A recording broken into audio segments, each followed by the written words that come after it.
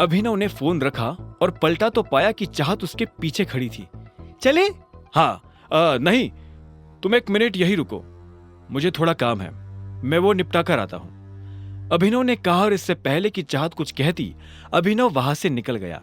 चाहत उसे जाते हुए देख रही थी। वो अच्छी तरह से जानती थी कि ये अकरम का ऑफिस है, लेकिन अभिनव वहां क्या करने जा रहा था और उसे किसने फोन कर ऊपर बुलाया था।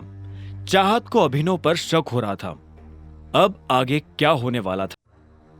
उधर जब चाहत को अभिनव के ऊपर शक हो रहा था, तब इधर अभिनव भी अकरम के कैबिन में पहुंच चुका था। जैसे ही अभिनव अंदर आया तो अकरम ने उसकी तरफ अपना कार्ड बढ़ाया और बोला, ये लो, मजे से लंच करना। थैंक यू, अभिनव ने मुस्कुराते हुए कहा और अकरम के कैबिन से बाहर निकल गया। वो नीचे आया और उसकी आंखें चाहत को ढूंढने लगी। उसने देखा कि चाहत होटल के बाहर शेड में खड़ी थी। अभिनव उसके पास पहुंचा तो चाहत उसे ऊपर से नीचे तक देखने लगी। अभिनव ने उससे कहा, चले? दोनों होटल के अंदर दाखिल हो गए और एक टेबल पर जाकर बैठ गए। अभिनव जानबूझकर चाहत से नजर नहीं मिला रहा था, वहीं चाहत उसे लगातार देखती जा रही थी। क्या हुआ, सब ठीक है? हाँ।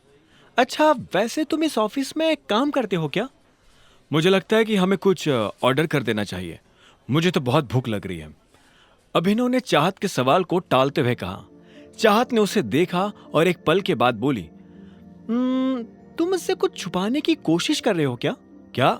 मैं तुमसे क्यों कुछ छुपाने लगा? चाहत इस बात का जवाब देने वाली थी। बात उसकी जुबान पर आ ही गई थी कि इतने में वेटर उन दोनों की बातों के बीच खलल डालने के लिए आ गया। अभिनव और चाहत ने वेटर को ऑर्डर दिया और वेटर वहां से निकल गया, लेकिन चाहत अपना सवाल भूली नहीं थी। उसने बात को घुमाते हुए पूछा, तो तुम क्या करते हो? मैं AK प्राइवेट लिमिटेड में एक छोटी सी नौकरी करता हूं। अच्छा, ये तो अकरम जी की कंपनी है ना? अभिनव ने जवाब में हाँ में सिर हिला दिया। इससे पहले कि चाहत आगे कोई सवाल करती, इतने में एक लड़का चाहत के बगल में आकर खड़ा हुआ और बोला, हेलो गॉर्जियस। चाहत ने पलटकर देखा तो पाया कि एक सुंदर सा लड़का फॉर्मल्स पहनकर उसके पास खड़ा था।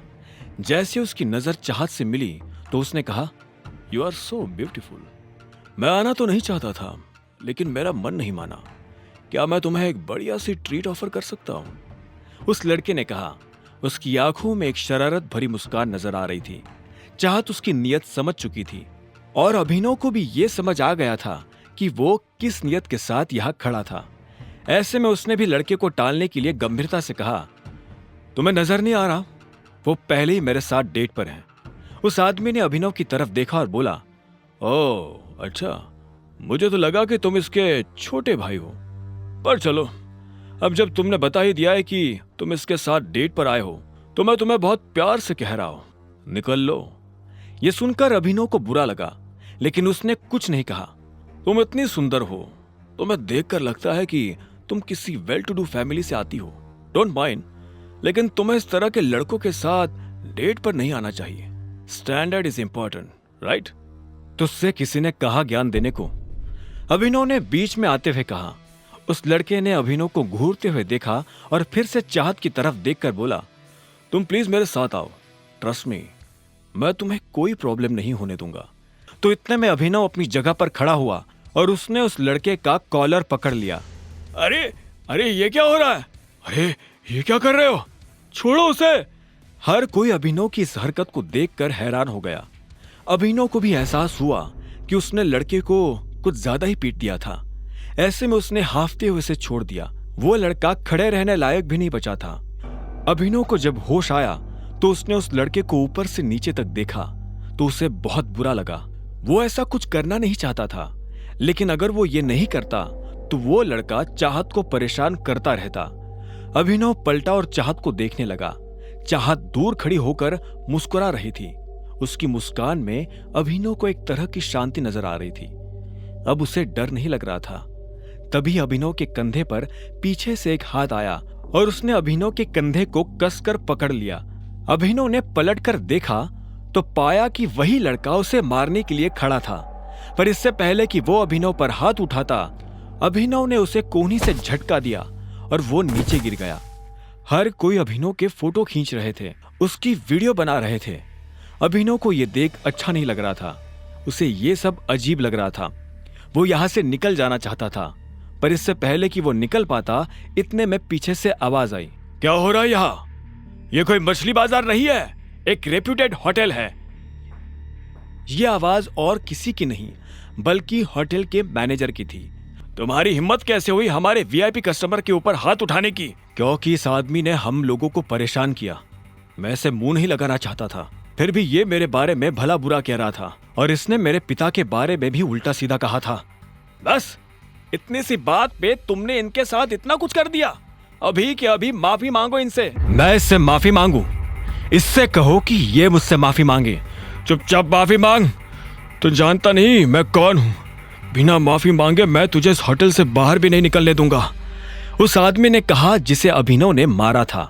मामला बिगड़ता जा रहा था। अब इससे पहले की बात आगे बढ़ती, चाहत बीच में आई और बोली, एक्चुअली गलती अभिनव की नहीं है, इस आदमी की है। इसने मुझे छेड़ने की कोशिश की। यह मुझसे गलत तरीके से बात कर रहा था। मैं और अभिनव साथ में लंच पर आए थे, पर यह आदमी।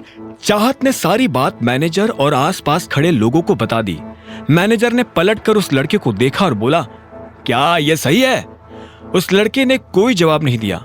ऐसे में मैनेजर फिर से चाहत की तरफ पलटा और बोला, जो भी हो मैडम, पर इससे माफी तो मांगनी ही पड़ेगी। अभिनव समझ गया था कि मैनेजर उससे ऐसे क्यों बात कर रहा था। असल में वो अभिनव को उसके कपड़ों से जज कर रहा था। जब अभिनव को लगा कि उसके पास और कोई रास्ता नहीं है, तो उसने अपनी जेब से अकरम का कार्ड निकाला और मैनेजर की तरफ बढ़ाते हुए बोला, तुम्हें पता है मुझे ये कार्ड किसने दिया है? इस पर लिखा नाम पढ़ लो, उसके बाद तुम्हें समझ में आ जाएगा कि निष्पक्ष फैसला कैसे किया जाता है। हाँ, यह सही कह रहा है। भीड़ में से किसी ने अभिनव की बात का समर्थन करते हुए कहा। मैनेजर ने अभिनव से कार्ड लिया और उसे ध्यान से देखने लगा। जैसे उसने कार्ड पर लिखा नाम पढ़ा तो उसकी आंखें फटी की फटी रह गई। जब अभिनव ने देखा कि मैनेजर के पास कुछ भी कहने को नहीं बचा है, तो उसने उस लड़के की तरफ देखकर कहा, और तू लड़कियों से बात करने से पहले अपनी मां के पास जा और उनसे सीख के लड़कियों की इज्जत कैसे की जाती है। इतना कहते ही अभिनव ने चाहत को अपने साथ लिया और वहां से निकल गया। दोनों गाड़ी में आकर बैठ गए थे, लेकिन कोई किसी से बात नहीं कर रहा था।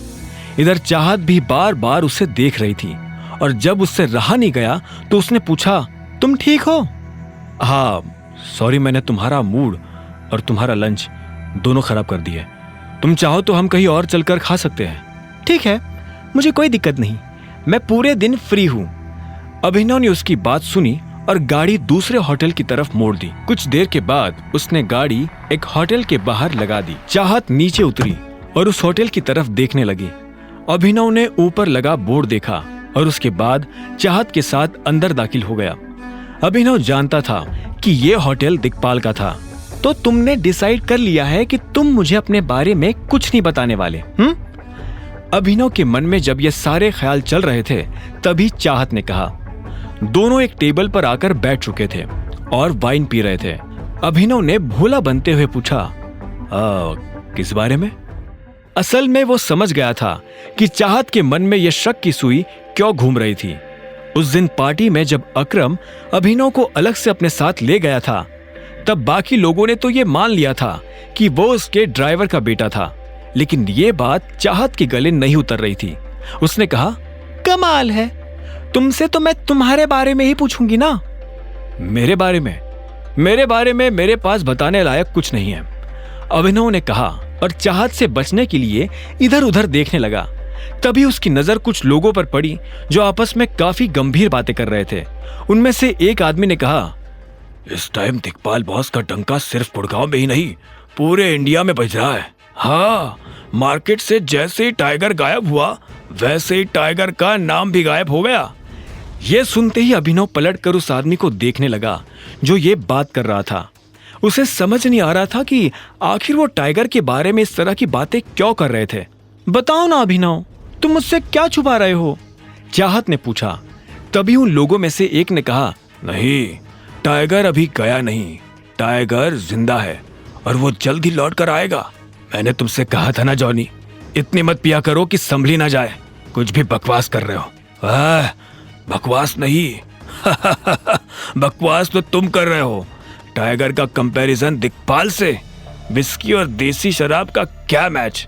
मैं कह रहा हूं टाइगर जिंदा है and he will return soon. Johnny नाम के इस आदमी की बात सुनकर अभिनव के रोंगटे खड़े हो गए थे। वो ये जानना चाहता था कि जॉनी मन से फेंक रहा था या उसके पास सच में कोई जानकारी थी। जब अभिनव उन लोगों की बातों को ध्यान से सुन रहा था तब इधर चाहत भी उसे देख रही थी। चाहत भी अब अभिनव की तरह उन लोगों की बातें सुनने लगी थी। जब उसके कान में उनकी बातें पड़ी तो वो धीरे से हंसते हुए बोली, क्या डेयरिंग है यार इन लोगों की। दिक्पाल की होटल में बैठकर टाइगर की बातें कर रहे हैं। या तो इन्हें शराब चढ़ गई है या फिर सच में इनमें बहुत हिम्मत है। इतना कहकर चाहत फिर से अपनी कुर्सी पर आराम से बैठ गई थी, लेकिन अभिनव अभी भी उनकी बातें सुन रहा था। टाइगर सबसे बेस्ट है। इंडिया में तो क्या आउट ऑफ इंडिया भी कोई उनका मुकाबला नहीं कर सकता। दिक्पाल तो दूर दूर तक नहीं, जॉनी ने कहा। उसके मुंह से ये सुनते ही एक आदमी ने जॉनी के मुंह पर अपना हाथ रखा और बोला, तुम्हारा टाइगर को लेकर जो ये प्यार है ना, ये तुम्हारी जान ले लेगा प्यारे। जैसे ही दूर बैठे अभिनव ने यह सुना तो उसके चेहरे पर मुस्कान आ गई। इतने में तीसरे आदमी ने कहा, हाँ यार ये जॉनी हमें मरवा देगा। मुझे लगता है कि हमें यहाँ से निकल जाना चाहिए। तभी अभिनव की नजर एक काले सूट पहने आदमी पर पड़ी। उसने आंखों पर चश्मा लगा रखा था और काफी देर से उन तीनों को देख रहा था। जैसे ही वो तीनों आदमी अपनी जगह से उठकर वहां से बाहर निकले, वो आदमी भी उनके पीछे पीछे जाने लगा। जब वो अभिनव के बगल से निकला तो अभिनव ने देखा कि उसके पास एक बंदूक थी। अभिनव को यह समझने में देर नहीं लगी थी कि वो दिक्पाल का आदमी था। अभिनव को यह भी समझ में आ गया था कि कुछ ही देर में उन तीनों लड़कों के साथ यह आदमी क्या करने वाला था। अभिनव! जब अभिनव अपने ही ख्यालों में खोया हुआ था तभी चाहत ने चिल्लाते हुए कहा और उसे उसके ख्यालों से बाहर निकाल दिया। अभिनव ने उसे देखा और बोला, क्या कह रही थी तुम मेरी दोस्त से झूठ बोल रहे हो। कौन सी दोस्त? अनन्या! चाहत ने जोर देते हुए कहा। अभिनव को एहसास हुआ कि उससे गड़बड़ हो गई थी। फिर भी उसने बात संभालने की कोशिश करते हुए कहा, नहीं ऐसा कुछ नहीं है, मैं क्यों उससे झूठ बोलने लगा। और हाँ चाहत, मुझे अभी निकलना होगा, एक जरूरी मीटिंग है, मुझे उसके लिए जाना है। और फिर तुम्हें तो पता ही है मैं अनन्या का पति हूँ। अगर घर पहुंचने में जरा भी देर हो गई तो वो मेरी जान ले लेगी। वैसे भी वो मेरे ऊपर बहुत शक करती है। शक तुम्हारे ऊपर? वो तुम्हें पसंद तक नहीं करती, उसके दिमाग में तुम्हारा ख्याल भी नहीं आता, तो फिर वो तुम्हारे ऊपर शक क्यों करने लगी? हाँ जानता हूं, फिर भी अभी मुझे जाना होगा। क्या मैं तुम्हें घर छोड़ दूं? चाहत ने अभिनव के सवाल के जवाब में हाँ में सिर हिलाया और फिर थोड़ा हिचकिचाते हुए अपनी जगह से खड़ी होकर बोली, हम फिर कब मिलेंगे? जल्द ही। अभिनव ने इस बात का कोई जवाब नहीं दिया और चाहत के साथ होटल से बाहर आ गया। जब वो बाहर निकला तो उसने देखा कि जॉनी और उसके साथी पीछे की तरफ भाग रहे थे। अभिनव को यह सब ठीक नहीं लग रहा था। उसने चाहत से पूछा, तुम्हारा घर कहाँ है? अभिनव की आंखें आगे भी थी और पीछे भी। चाहत ने कहा, मुझे बस यही पास ही उतार दो, मुझे वहां एक छोटा सा काम है, मैं वहीं से निकल जाऊंगी। कुछ देर के बाद जब अंधेरा होने लगा तब अभिनव की गाड़ी उन लोगों के पास जाकर खड़ी हो गई थी जो एक आदमी को घेर कर खड़े थे। उन लोगों के पास पहुंचकर अभिनव को पता चला कि वो लोग उस लड़के को मार रहे थे। रुको! इतने में अभिनव ने चिल्लाते हुए कहा।